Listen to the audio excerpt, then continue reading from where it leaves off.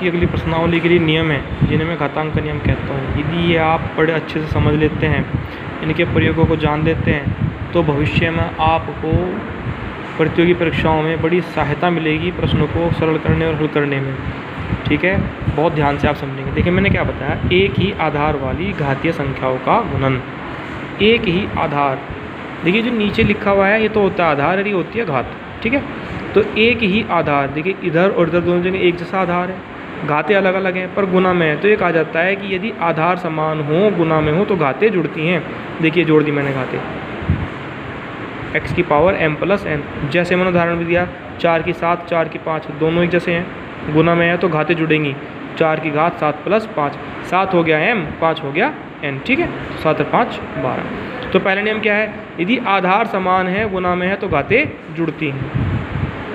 ठीक, इसी प्रकार एक ही आधार वाली घातांकीय संख्याओं के भाग का नियम। अब भाग के लिए क्या है, यदि आधार समान है भाग में है तो घातें घटती हैं। देखिए भाग का निशान ये भी है और ये भी है, तो घातें क्या होंगी, घटेंगी। m माइनस n, ऊपर वाली घात में से नीचे वाली घात को हटाया जाएगा। ये देखिए 7 की घात 8 भाग 7 की घात 4, अर्थात इसे 7 की 8 बटे 7 की 4 लिख सकते हैं। तो 8 माइनस 4 कितना आ गया, 7 की 4। ठीक, तीसरा नियम क्या है, यदि एक कोई शून्येतर संख्या है, शून्येतर उसे कहते हैं जिसका मान 0 ना हो, जो 0 के बराबर ना हो, या कहते हैं कि 0 को छोड़कर कोई भी संख्या हो, वो सब हमारी क्या होती है, शून्येतर।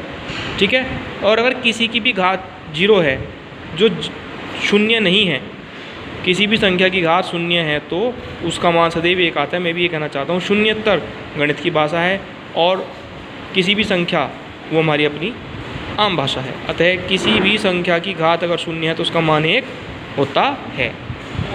उसके बाद हमने बताया कोई दो आधार अलग अलग है परंतु घात 1 है, तो उन दोनों को गुना करके घात 1 की जा सकती है।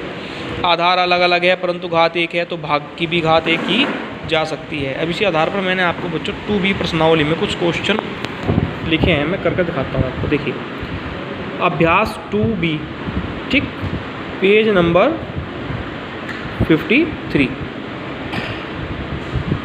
पेज 53, अभ्यास 2B। क्या है, सरल कीजिए। सबसे पहले क्या चीज़ आई, 3 की 7 और 3 की 8 गुना में है, आधार समान है तो क्या होगा बच्चों, घातें जुड़ जाएंगी। अर्थात 3 की घात 7 जमा 8, 3 की घात 15। ये पहला नियम लग गया, अगर आधार समान है गुना में घातें जुड़ेंगी। अब ये दूसरा देखिए आप, इसमें गुना भी है और भाग भी है। आपने कक्षा 6 में बोर्ड मास सीखा होगा, BODMAS, bracket, of, divide, multiply, add, subtract. ठीक है, यदि ये 7 आ रहे हों तो सबसे पहले क्रम किसका है, डिवाइड का, फिर किसका क्रम है, मल्टीप्लाई का, फिर किसका है, ऐड का, और फिर सब्सट्रैक्ट का। ठीक है, तो हम पहले ये लिखते हैं इसको। देखो 6 की 4 गुना 6 की 2 बटे 6 की 5। ठीक, और ये आधार समान है बच्चों। देखो 6 की 2 6 की 5, भाग में है तो घातें घटेंगी। कैसे लिखा जाएगा, 2 माइनस के 5, तो 6 गुना, अब 2 में से 5 गए माइनस के 3। ठीक, अब गुना में है, आधार समान है तो घातें जुड़ेंगी, तो 4 प्लस माइनस के 3, तो 4 माइनस के 3 कितना आ गया बच्चों, 6 की 1। बहुत ध्यान से समझ लीजिएगा आप इस सवाल को। देखो पहले भाग किया, आधार समान, भाग में घातें घटाई, माइनस के 3 आया, गुना में आधार समान घातें जोड़ेंगे तो प्लस माइनस माइनस, 4 में से 3 गया 1। ठीक, अगला सवाल देखिए आप, ये भी सेम इसी प्रकार है। 4/9 की 3 गुना 4/9 की 4/4/9 की 5।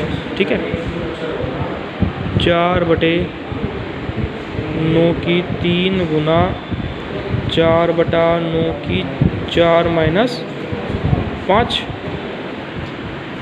देखिए ऊपर भी जब यहाँ से जगह कम रहेगी, मैंने यहाँ पर अलग से जगह बनाकर की। इसी प्रकार अगर यहाँ पर जगह कम पड़ रही है तो जगह बनाकर मैं यहाँ कर रहा हूँ। ये देखिए 4 में से 5 जाएगा, माइनस का 1 बचेगा।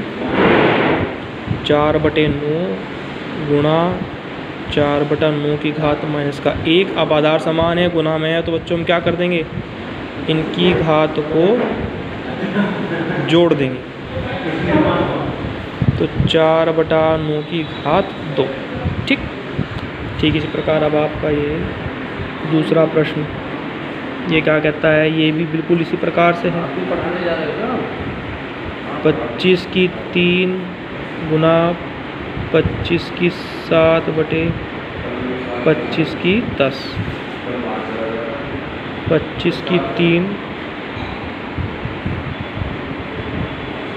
गुना 25 की घात 7 माइनस 10,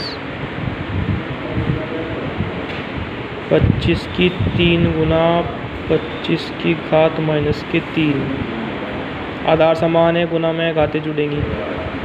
25 की घात 3 माइनस 3, तो बच्चों ये हो गया 25 की घात 0। बात को समझो, मैंने क्या बताया, यदि किसी भी संख्या की घात 0 हो तो उसका मान सदैव क्या होता है 1। यहाँ 25 की घात 0 हो गई तो उसका मान क्या आएगा 1। चलिए और आगे समझिए।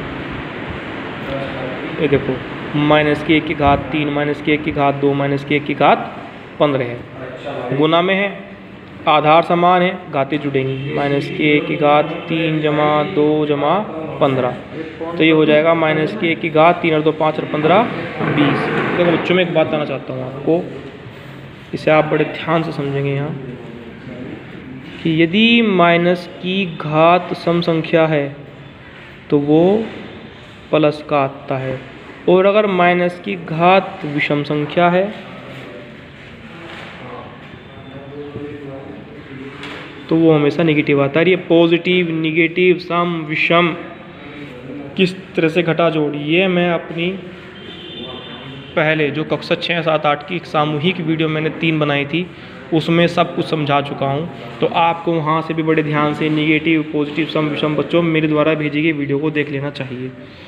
आप जो भी मैं वीडियो भेजता हूँ उसे ज़रूर देखें और समझें और सवाल को किया करें।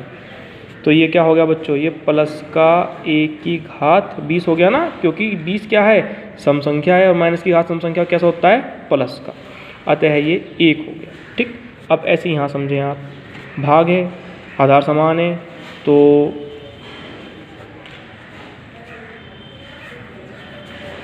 आधार समान भाग में तो घातें घटेंगी। 49 माइनस के 25 क्या आएगा बच्चों, ये माइनस के 1 की घात 24, 24 भी सम संख्या है तो ये कैसा हो जाएगा प्लस के 1 की घात 24, तो ये भी 1 आ गया। ठीक, चलिए अगला सवाल देखिए आप, 3 की 12 गुना 3 की 7 भाग 3 की 25। तो बच्चों अब इसे करके दिखाता हूँ मैं आपको। ये 3 की 12 गुना 3 की 7 बटे 3 की 25, 3 की घात 12 गुना 3 की घात 7 माइनस के 25, 3 की घात 12 गुना, देखिए बच्चों प्लस माइनस घटेगा तो ये आपका 18 आएगा। बड़ा कौन है 25, कैसा है माइनस का, तो ये माइनस के 18 होगा। ठीक है, तो 3 की घात 12 माइनस के 18, 3 की घात माइनस के 6।